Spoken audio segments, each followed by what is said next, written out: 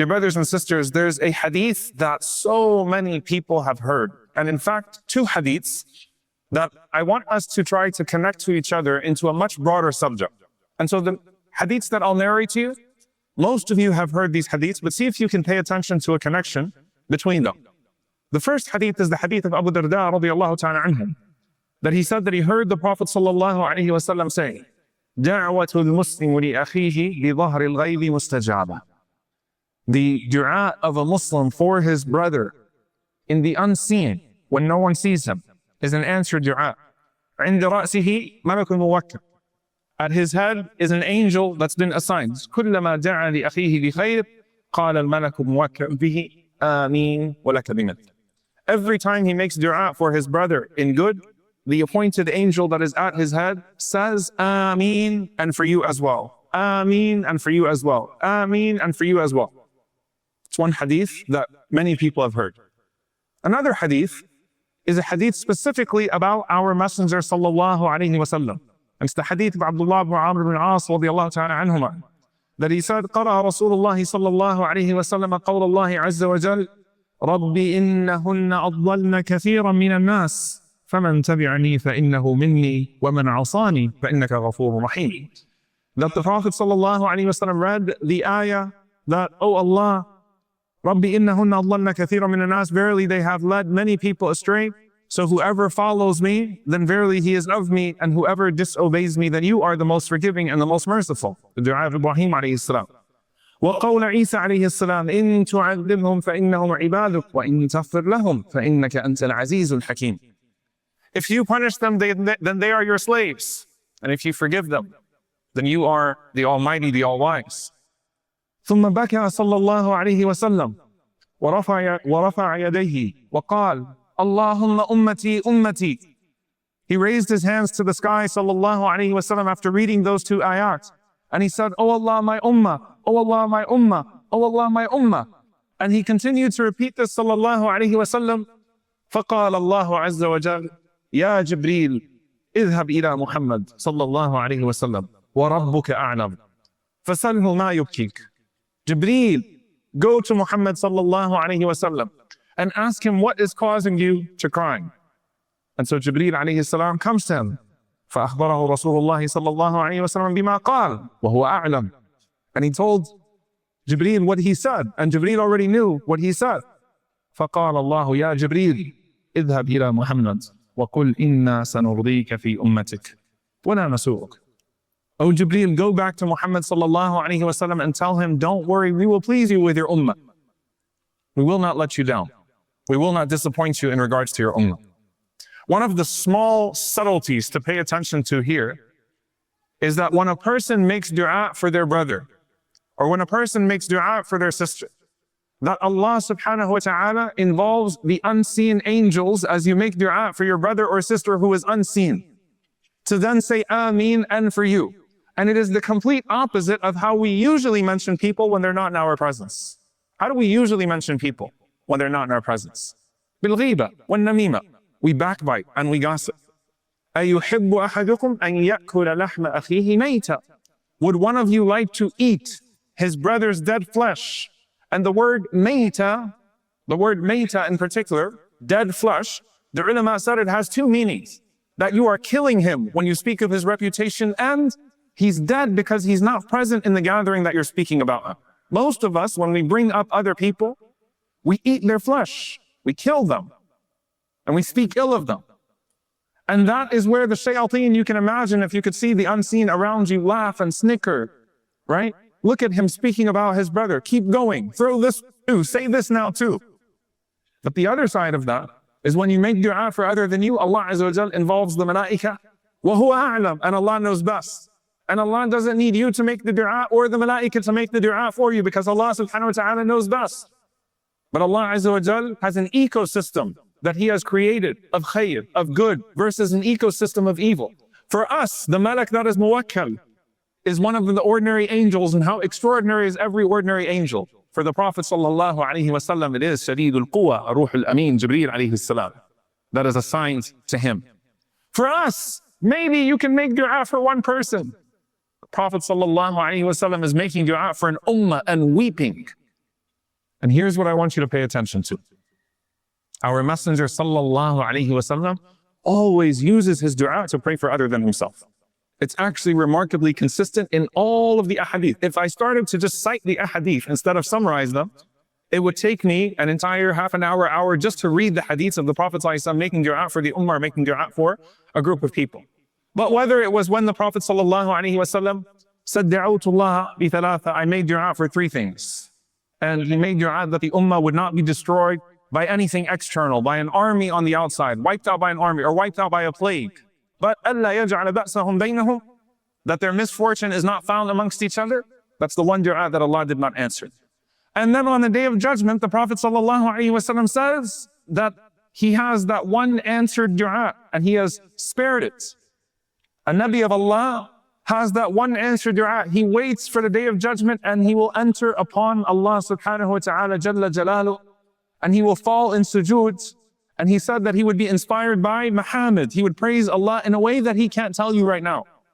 And he would make a dua that he doesn't know right now. Because Allah subhanahu wa ta'ala, who you call upon, is the one who inspires you on how to call upon him.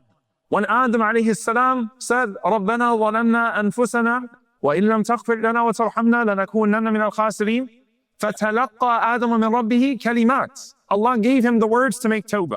So Allah will give the Prophet ﷺ the words to make dua on that day.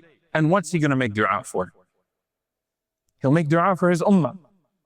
His shafa'ah is for Ahl al-Kaba'ir min ummati. And then he'll intercede on behalf of the ummah, including the person who has the major sin. And this is what distinguishes him. You see, on the Day of Judgment, even a mother would forget her child. Even a mother would forget her child. The Anbiya of Allah, when they were here, they made dua for other than themselves. رَبِّ اغْفِرْ لِي وَلِوَالِدَيَّ وَلِمَنْ دَخَلَ بَيْتِي وَلِمَنْ دَخَلَ بَيْتِيَ مُؤْمِنًا وَلِلْمُؤْمِنِينَ وَالْمُؤْمِنَاتِ. Right? Nuh alayhi salam made dua for the believing men and the believing women, whoever enters in to the house of Iman. Nuh alayhi salam made dua for them. Ibrahim alayhi salam made dua لِوَالِدَيَّ وَلِلْمُؤْمِنِينَ يَوْمَ يَقُومُ الْحِسَابِ. And he made dua for the believers on the Day of Judgment as well, when it actually happens. But when the earth shatters and it's rolled up and everything is in its scrolls, the heavens and the earth, and Allah Azza wa Jal unfolds that scene of the Day of Judgment, every Nabi, when they go to them to start the Day of Judgment, will say, I can't. Except for the Prophet sallallahu alaihi wasallam, Ana laha, I am for it. Stay with me for a bit, because this khutbah is not about the du'as of the Prophet sallallahu alaihi wasallam for you to marvel at him. It's about the spirit of what the Prophet sallallahu alaihi wasallam is teaching us. When everyone else says, Allahumma nafsi, nafsi, the Prophet sallallahu alaihi wasallam was already saying, Allahumma ummati, ummati. Do you see the difference in the terminology? Me, my ummah, my ummah. In this dunya, it's understandable on the Day of Judgment that everyone is saying nafsi, nafsi. Everyone is saying that. The mother would drop her child and say nafsi, nafsi, me. That capacity only belongs to the Prophet sallallahu alaihi wasallam on that day. But here in this world, how many people are saying nafsi, nafsi, and how many people are saying ummati, ummati? How many people truly, sincerely make dua for other than themselves? And is it that you just have to see the person and then suddenly you'll make dua for them? Suddenly something will spark your interest. I want you to ask yourself and be very honest with yourself. Now that Gaza has calmed down, whatever calm down means, just means that the Zionists kill at a slower pace. And the images maybe are not as gruesome as they used to be. You don't see as much blood. Maybe it's not on your social media feed the way that it used to be. Have your du'as calmed down as well? Did you already forget them? Did you really need for your brothers and sisters in Sudan, for those horrific videos out of Al-Fashir to come out over the last few weeks, for you to remember that they've been going through this for years? Did it now just start? Because I have to see something so gruesome that it pulls me away. And maybe I'll just throw at my screen, Ya Latif. Ubas. One small dua. How many of us did the Prophet sallallahu alaihi wasallam see? How many of us did the Prophet sallallahu alaihi wasallam know individually? But he cried for you. And that's why, وَلَسَوْفَ يُعْطِيكَ رَبُّكَ فَتَرْضَى. Allah will give you until you're pleased. As the ulama mentioned, everyone is happy with their salvation. The Prophet ﷺ is not happy with his own salvation. It's got to be more. And then someone might say, but Is it just dua? Is it just dua? Dua calibrates the rest of your life. Dua tells you about your priorities. Dua allows you to lean into your empathy, because if in your most intimate moments with your Rabb, you're remembering other than yourself, then that tells you you're a person who's more calibrated to ummati, ummati, and less towards nafsi, nafsi. Ud'u li anfusikum. You should make dua for yourself. Ask Allah for al-afwa wal-afiyah, fi dunya wal-akhirah, to be spared and to have well-being in this life and the next. But how much of your dua expands? And Allah subhanahu wa ta'ala gives you in return for that expansion by the angels making dua for you. And I come back to Abu Darda radiallahu ta'ala anhu. Abu Darda is a beautiful human being, and it shows you the way that the Sahaba, they internalized what they heard from the Prophet sallallahu alaihi wasallam. Abu Darda radiallahu ta'ala anhu is the one who actually narrated that hadith from the Prophet sallallahu alaihi wasallam. And he says, "Inni la ad'u li sab'ina min ikhwani fi sajdati usammihim bi asma'ihim." I make dua for 70 of my brothers every night in my sujood, and I say their names. What a beautiful personality.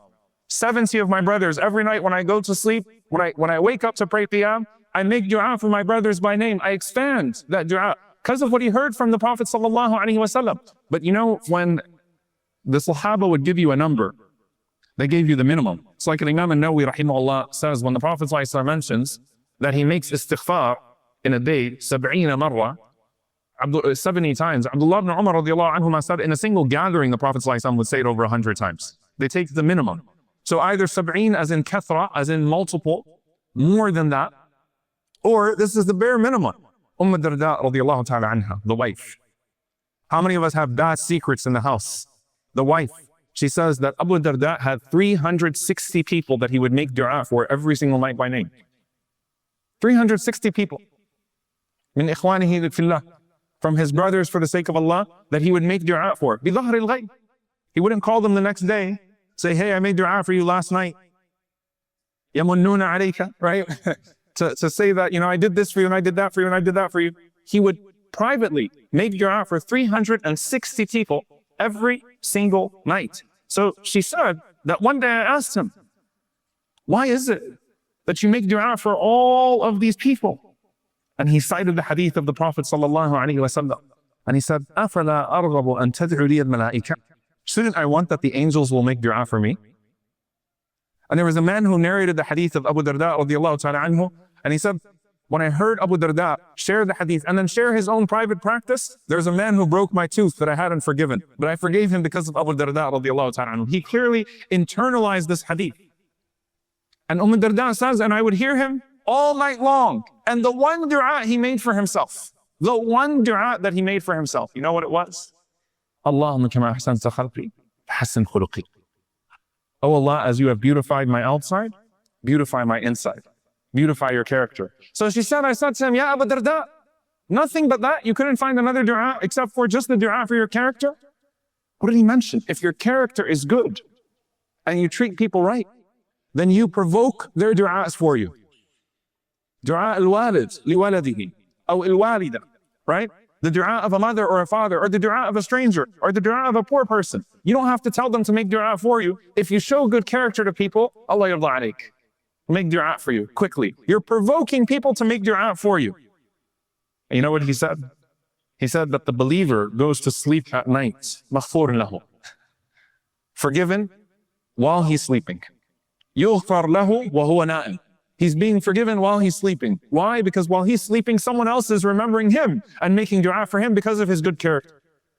Imam Ahmad rahimahullah ta'ala, he used to make dua for people every night. And the Jawzi rahimahullah narrates he had a list of people he made dua for. Every night he made dua for Imam al-Shafi'i rahimahullah. Every single night. Expanding his dua, expanding that circle, because that calibrates a person who is not about themselves, always nafsi, nafsi. Ummati, ummati. My ummah. Al-mustad'afin, the weak and the oppressed, and the people of khayr who do good. Expand your dua for people. And Allah Azza wa Jal will expand the dua, not just of people for you, but even of the malaika as well. May Allah subhanahu wa ta'ala make us a people whose hearts are expanded for others so that Allah Azza wa Jal can expand the acceptance for us. May Allah make us people of ummati, ummati, and not people of nafsi, nafsi. And may Allah subhanahu wa ta'ala give victory to every single oppressed person in this ummah. And may Allah subhanahu wa ta'ala forgive all of our brothers and sisters all over the world. Allahumma ameen. أقول قولي هذا واستغفر الله لي ولكم ولسائر المسلمين فاستغفروا إنه هو الغفور الرحيم.